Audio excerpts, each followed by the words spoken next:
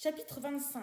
Comment Panurge, Carpalime, Eustène, Épistémon, compagnons de Pantagruel, mirent en pièces 660 cavaliers bien habilement. Tandis qu'ils disaient cela, ils avisèrent 660 cavaliers, bien montés sur des chevaux légers, qui accouraient, là, pour voir quel était le navire qui venait d'aborder au port, et ils couraient à bride abattue pour prendre les arrivants si possible. Pantagruel dit alors : « Enfants, retirez-vous dans le navire. Voici une partie de nos ennemis qui accourt, mais je vais vous les tuer ici comme bêtes, et je le ferai même s'ils étaient 10 fois plus.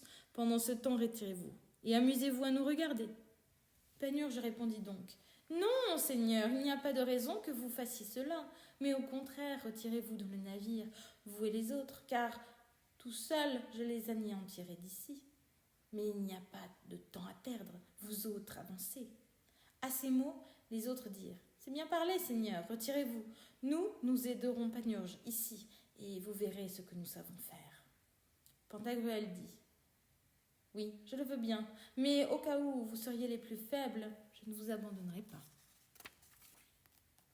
Panurge tira alors 2 grandes cordes de la nef, les attacha au cabestan qui était sur le tillac, les mit à terre, en fit 2 longues boucles, une grande et à l'intérieur de celle-ci une autre, plus petite, et il dit à Épistémon : « Entrez dans le navire, et à maçonnerie, tournez diligemment le cabestan sur le tillac en ramenant à vous ces 2 cordes. » Puis il dit à Eustène et à Carpalime : « Mes enfants, attendez ici, et offrez-vous franchement aux ennemis, obtempérez à leur sommation, et faites semblant de vous rendre. Mais faites attention à ne pas entrer dans le cercle de ces cordes.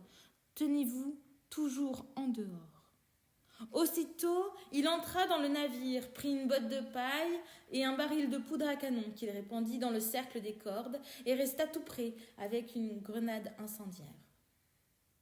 Soudain, les cavaliers arrivèrent en force. La charge de la première ligne arriva jusqu'au navire.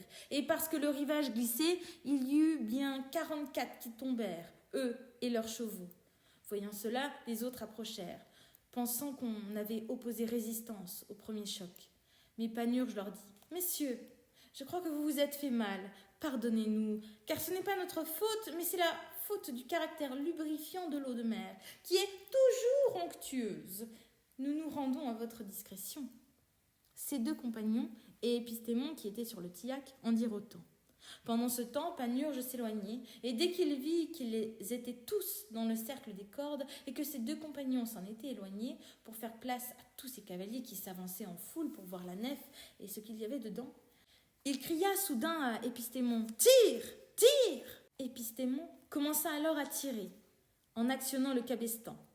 Les 2 cordes saisirent les chevaux aux jambes, et elles les projetaient à terre bien facilement, eux et leurs cavaliers. Mais eux, voyant cela, tirèrent leur épée, car ils voulaient couper ces cordes. C'est alors que Panurge mit le feu à la traînée de poudre, et il les fit tous brûler là, comme âmes damnées.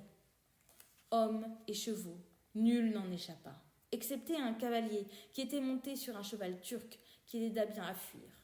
Mais quand Carpalime l'aperçut, il lui courut après avec une telle célérité et une telle agilité qu'il le rattrapa en moins de 100 pas. Et sautant sur la croupe de son cheval, il le saisit par derrière et l'amena au navire.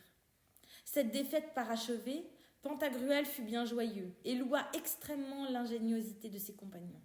Il les fit reposer, bien manger sur le rivage, joyeusement, en levant le coude, ventre contre terre. Leurs prisonniers étaient traités d'eux-mêmes, familièrement, mais le pauvre diable n'était pas sûr que Pantagruel n'allait pas le dévorer tout entier. Il l'aurait fait, tant sa gorge était large, aussi facilement que vous avaleriez une dragée, et dans sa bouche, ce pauvre diable n'aurait pas tenu plus de place qu'un grain de millet dans la gueule d'un âne.